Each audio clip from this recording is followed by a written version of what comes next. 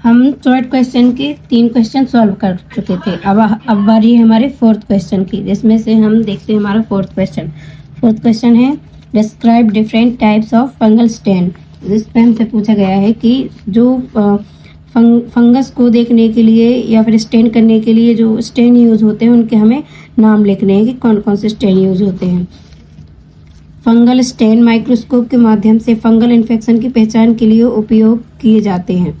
विभिन्न प्रकार के फंगल स्टेन होते हैं जो अलग अलग तरीकों से फंगस को स्टेन करते हैं ताकि उन्हें स्पष्ट रूप से देखा जा सके। इसमें हमारा पहला स्टेन है पोटेशियम हाइड्रोक्साइड, जिसमें जो पोटेशियम हाइड्रोक्साइड होता है यह फंगल तत्वों की प्राथमिक पहचान करता है। यह त्वचा, नाखून या बालों के सैंपल को घोल देता है जिससे हमें फंगस क्लियर दिखता है। इसकी विशेषता यह है कि यह सबसे तरल और त्वरित तकनीक है, मतलब ये जल्दी हो जाती है तकनीक। हमारा दूसरा स्टेन है कैल्कोफ्लोरा व्हाइट स्टेन, जो फंगल सेल वॉल को फ्लोरोसेंस के द्वारा देखने के लिए उपयोगी होता है।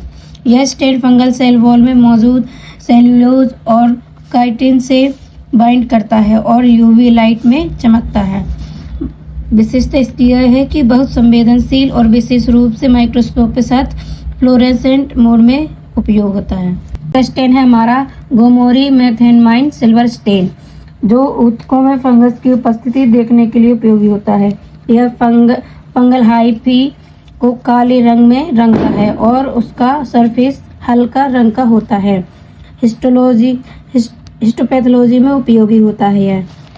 अब है हमारा 4th स्टेन, जो है PAS stain, periodic acid stand.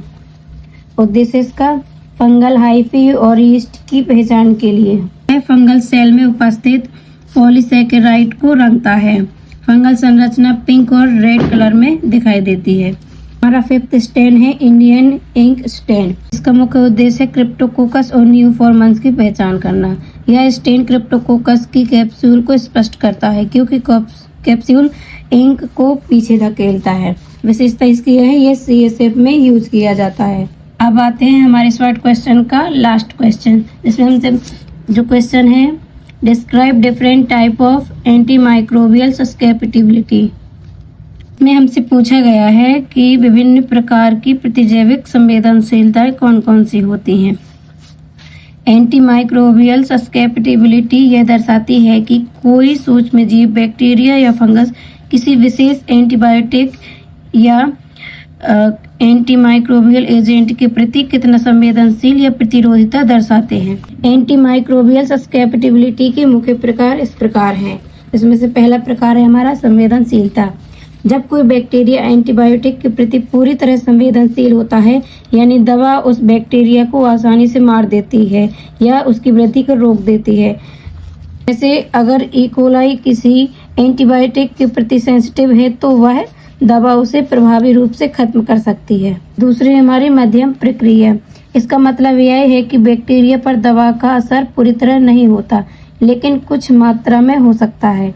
यह तब उपयोगी होता है जब दवा की खुराक को बढ़ाया जाए या संक्रमण उस स्थान पर हो जहां दवा अच्छी तरह एकत्र हो।